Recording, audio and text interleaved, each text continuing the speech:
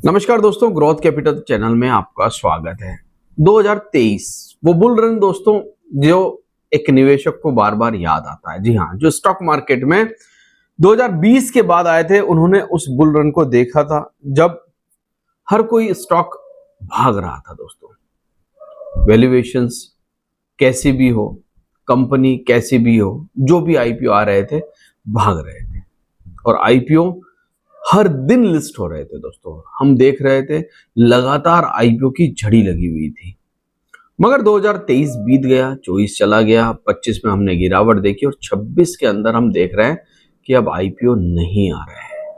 तो क्या जब आईपीओ नहीं आ रहे हैं तो आपको हाथ पर हाथ रख के बैठ जाना चाहिए? नहीं दोस्तों, आपको ढूंढना चाहिए। वो 2023 का पिटारा खोलना चाहिए जिसमें बहुत सारे आईपीओ आए थे। उनमें बहुत सारे अच्छे आईपीओ थे और बहुत सारे खराब आईपीओ थे। अब समय आ गया उन अच्छे आईपीओ को ढूंढने का, क्योंकि 2026 में दोस्तों 23 वाला भाव नहीं मिल रहा है। वैल्यूएशंस, जी हाँ, वैल्यूएशन काफी ज्यादा करेक्ट हो चुकी है दोस्तों। और जब वैल्यूएशन करेक्ट हो जाती है तो बाजार के बड़े दिग्गज, जिसमें मुकुल महावीर अग्रवाल जी, दमानी जी, ऐसे लोग उस पिटारे को खोलते हैं और वहां से उन कंपनियों को स्टडी करना शुरू करते हैं। आज के इस वीडियो में हम एक ऐसी ही कंपनी को स्टडी करने वाले हैं। वीडियो अच्छा लगे तो लाइक शेयर सब्सक्राइब करना, मगर याद रखना किसी भी प्रकार से कोई भी बाय सेल रिकमेंडेशन नहीं है। ये वीडियो सिर्फ और सिर्फ इंफॉर्मेशन एजुकेशन पर्पस के लिए बनाया जा रहा है। तो याद रखना, यहाँ पर कोई आपको इन्वेस्टमेंट की सलाह नहीं दी जा रही है। अगर आप इन्वेस्टमेंट करना चाहते हैं शेयर मार्केट के अंदर तो आपको अपने फाइनेंशियल एडवाइजर से बात करनी चाहिए और उनकी राय लेनी चाहिए। तो चलिए, कंपनी का नाम मैं आपके सामने रख दूं, मगर याद रखना कंपनी का नाम सुन के मत जाना दोस्तों, क्योंकि जो चीजें मैं इस वीडियो के आखिरी में बताने वाला हूं वो आपको बहुत ज्यादा स्टॉक मार्केट की जर्नी में काम आने वाली है। तो चलिए, सबसे पहले दोस्तों कंपनी का नाम आपके सामने रख देता हूं। देखिए, बड़े ब्रांड एम्बेसडर है। ये हीरो कौन है आप बता देना मेरे को कमेंट बॉक्स के अंदर। बहुत सारे लोगों ने इनको बहुत सारी पिक्चरों में देखा है। ये इनके ब्रांड एम्बेसडर है। जी हाँ, कंपनी का नाम क्या है? प्रोटेन ई गवर्नमेंट टेक्नोलॉजी लिमिटेड। थोड़ा सा नाम बड़ा है दोस्तों, मगर काफी जबरदस्त काम है। तो ब्रांड एम्बेसडर ये है, मगर दोस्तों कंपनी करती क्या है? ऑनलाइन। जी हाँ, जितना भी आपका डेटा है जिसमें pan card, digital opening, account opening, सब कुछ ऑनलाइन करती है।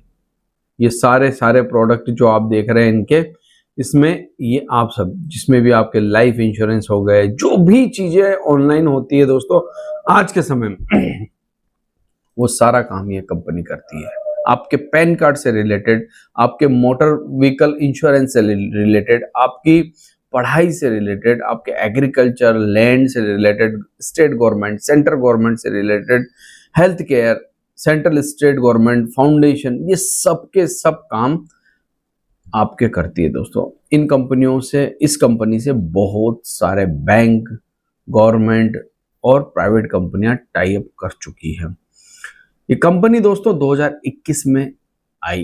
क्यों आई? क्योंकि भारत पूरा डिजिटल हो रहा था दोस्तों लगातार, और हम देख रहे थे डिजिटल चीजों की बातें हो रही थी। अब जैसे आपकी e KYC, C KYC, e signing pro, Aadhaar authentication, GST service, TSP, data stack, सब कुछ ये कंपनी करती है। मुझे लगता है ये काम कभी बंद नहीं होने वाला है। मुझे ऐसा लगता है काम बढ़ता ही जाएगा, क्योंकि डिजिटलाइजेशन खत्म नहीं हो सकता दोस्तों। तो कंपनी का नाम तो आपने सुन लिया, अब थोड़ा सा आगे बढ़ते हैं दोस्तों। आईपीओ 2023 के अंदर आया और अच्छा खासा बड़ा आईपीओ था दोस्तों। ठीक है, आईपीओ का प्राइस की अगर मैं बात करूं तो आईपीओ का प्राइस जो था 792 रुपए के आसपास था। 792 रुपए के आसपास था प्राइस बैंड, और 18 शेयर्स जो है इस कंपनी के आपको मिलने वाले थे। अगर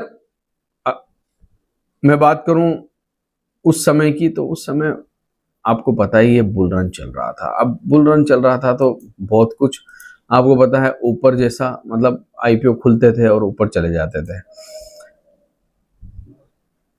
अगर आप देखें यहां पर आईपीओ आया और उसके बाद बुल रन में आईपीओ का प्राइस कहां चला गया, और उसके बाद जो हुआ दोस्तों वो सबसे हैरान कर देने वाला है।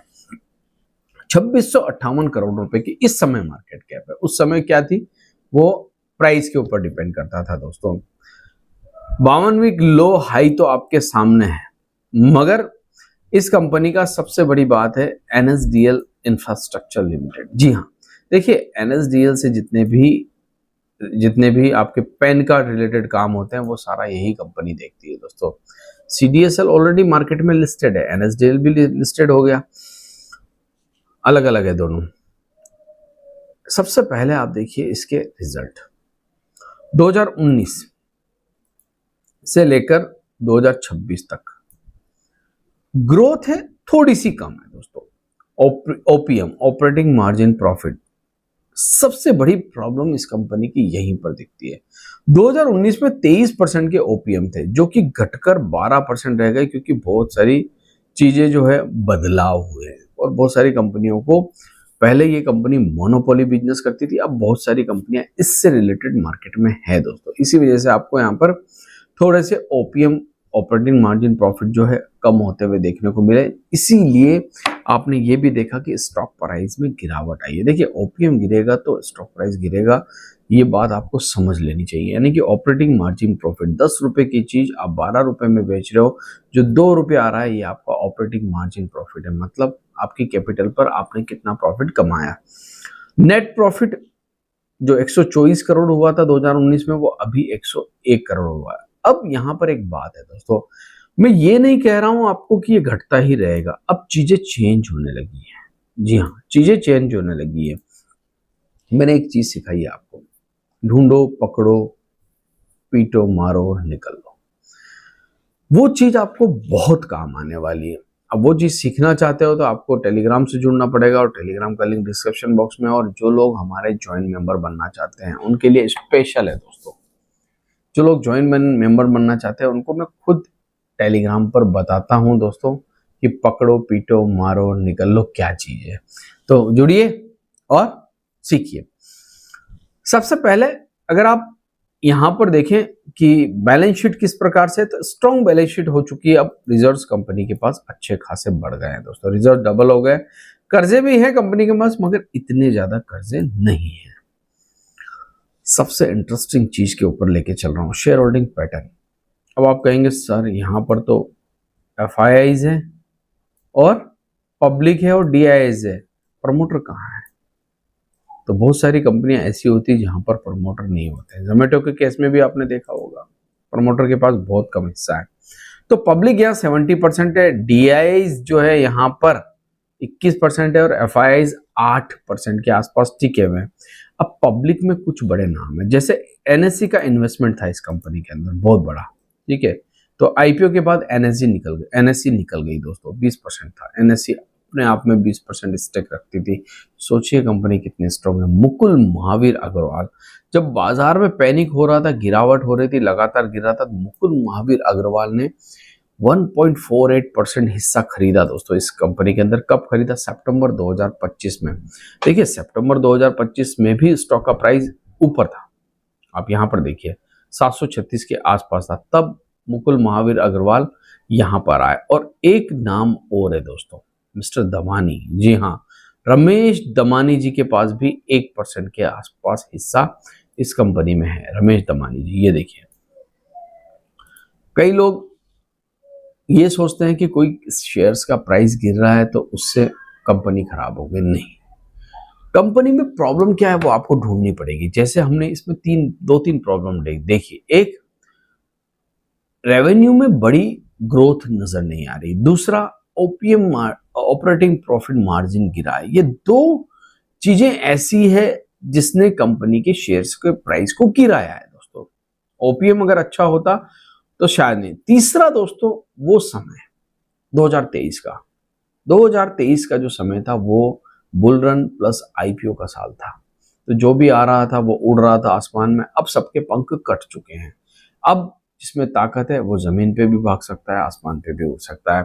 तो फिलहाल मुझे ऐसा लगता है दोस्तों, आपको भी स्टडी करते रहना चाहिए, और किसी प्रकार से कोई बाय सेल रिकमेंडेशन नहीं है।